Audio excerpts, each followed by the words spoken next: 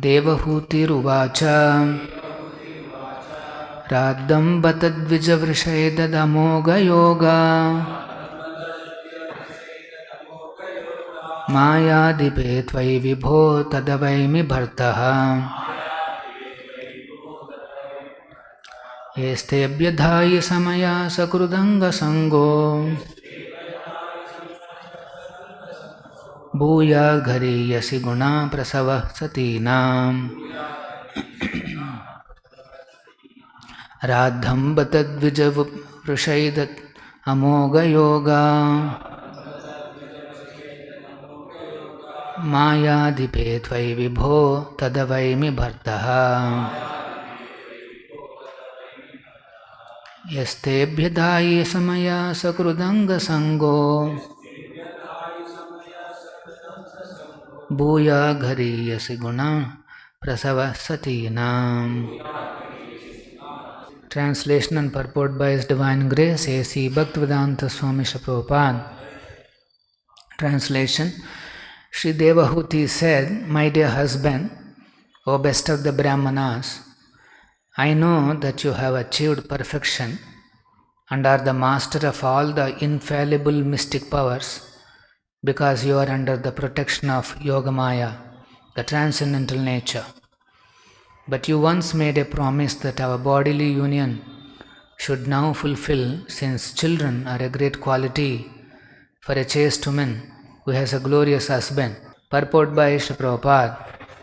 Devahuti expressed her happiness by uttering the word Bata, for she knew that her husband was in a highly elevated transcendental position and was under the shelter of Yogamaya.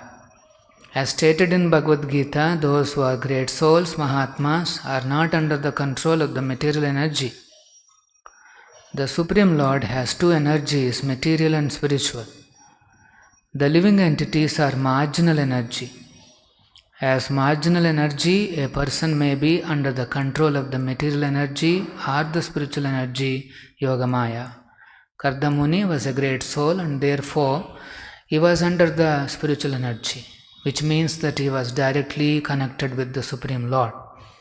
The symptom of this is Krishna consciousness, constant engagement in devotional service.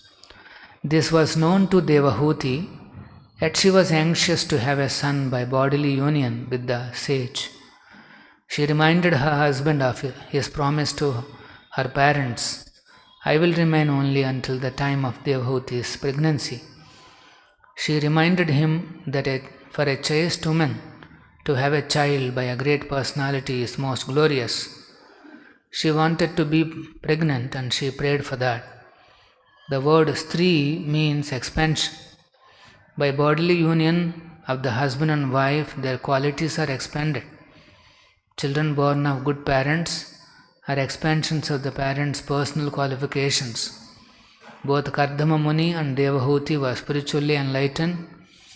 Therefore, she desired from the beginning that first she be pregnant and then she be empowered with the achievement of God's grace and love of God. For a woman, it is a great ambition to have a son of the same quality as a highly qualified husband. Since she had the opportunity to have Kardamamuni as her husband, she also desired to have a child by bodily union. So in this chapter now, first time Devahuti is expressing her mind to her husband. In the previous slokas, we have seen Kardamamuni appreciating her services, and here we can see Devahuti. She is expressing her desire, and she is explaining Radham Bata Dvaja Rushaitad Amoga Yoga. She is recognizing her husband's glorious position. Radha Govinda. He is Amoga Yoga Maya Dipe. He is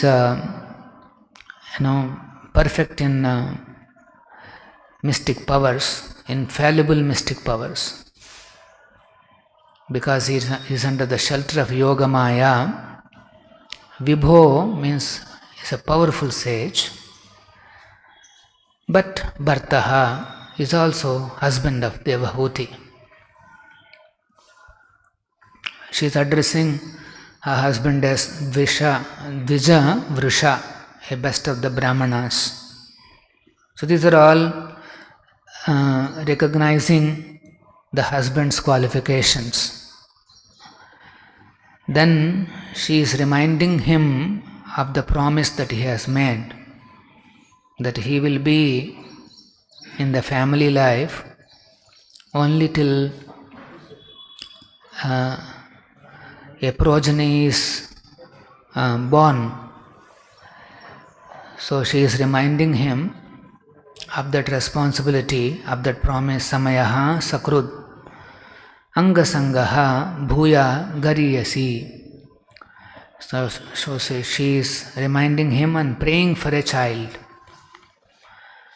So she has not minced any words. Straight away she has expressed her desire, what is there in the heart, and she appealed to the husband for a prasavaha satinam, for a chaste woman having a child from an exalted husband is a strong desire. And Prabhupada is explaining in the purport that she has used a word called bata, means she is very happy to recognize wonderful qualifications of a husband who is completely absorbed in Yoga Maya Dipe Tvai. He is situated in Yoga Maya. So Prabhupada is reminding us that Krishna has two energies, material and spiritual energies, and is reminding us that we are called marginal energy. The only freedom that we have is to choose either to be in material energy or to be in this spiritual energy, Yoga Maya. This is the freedom, this is the independence that we have. This is a constitutional independence. You can be under the shelter of Yoga Maya, or one can choose to be under Mahamaya. That is up to the living entity.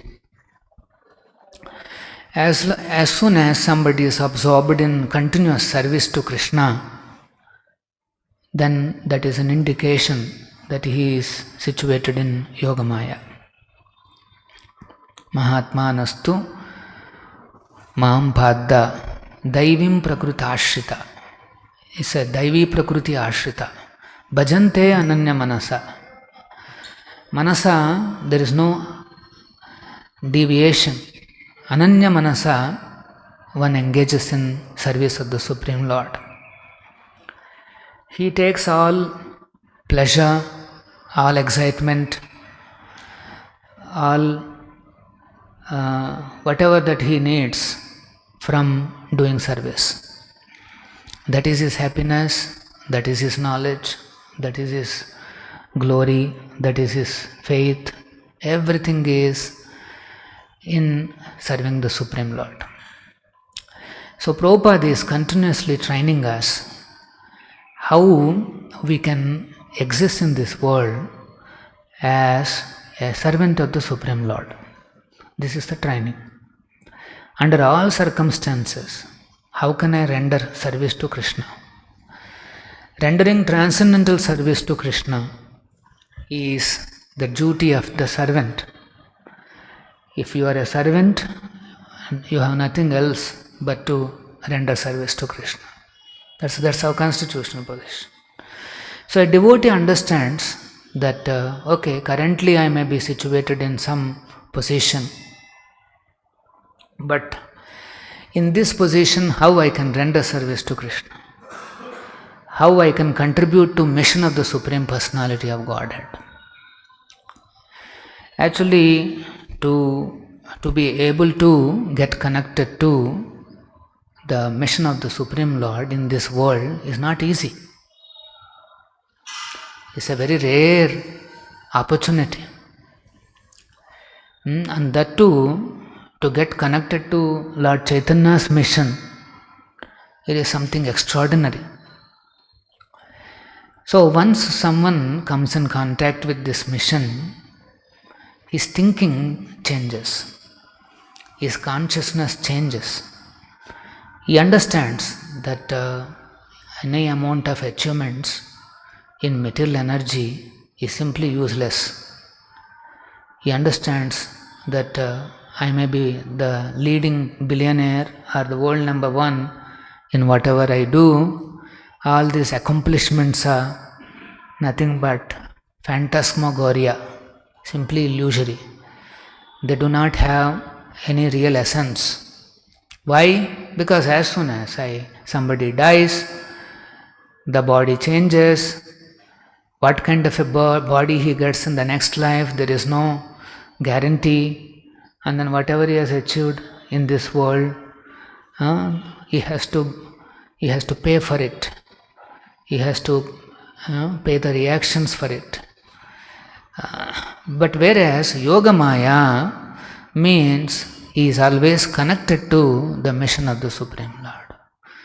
He has a mission in his personal life that yes, I want to achieve Krishna in this life.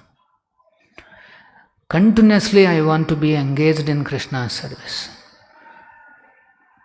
So that will be the mission of a devotee who has achieved Yogamaya's shelter. How do I know that I have achieved such a shelter? The first step is if somebody gets the shelter of a pure devotee, is guaranteed that he can take full shelter of Yogamaya. Whatever instructions Prabhupada gave, they are all instructions under Yogamaya. Those instructions will take the living entity into the Yogamaya. So this is the Prabhupada's blessings, that Prabhupada is fully absorbed in Yogamaya. And you see the way he renders service to Prabhupada, his own Guru, Krishna, Gauranga and Krishna. He is meditating on the instructions of his spiritual master. He said, my spiritual master, he left in 1930s, but I never felt separation from him. My Guru is always with me. And Prabhupada is always meditating on Guru's instruction. This meditation on Guru's instruction is Yogamaya. And if somebody decides that I want to follow these orders, that is darshan of Krishna. Krishna darshan begins with the orders of spiritual master. One has to see the Supreme Lord in the orders of the spiritual master. This is the goal. So a disciple continuously he meditates on the order of his spiritual master, and then he endeavors to fulfill those orders, tries to implement those orders. There may be failure, but his attempt to implement, his meditation to follow, they themselves are a great blessing. The devotee gradually gets situated fully in Yogamaya. And one more quality of Yogamaya is that he appreciates and glorifies other Vaishnavas. He recognizes the contributions of other Vaishnavas. Like here Devahuti, she is recognized the great qualifications of her own husband. Not easy. Sometimes if somebody is very close, not easy to recognize the qualities and qualifications. but Devahuti is constantly aware of the exalted qualities of her husband. So similarly, we also may see devotees every day, but we should recognize that each devotee, each Vaishnava is exalted in his own and is contributing in his own capacity. So, Skanda Purana, it enumerates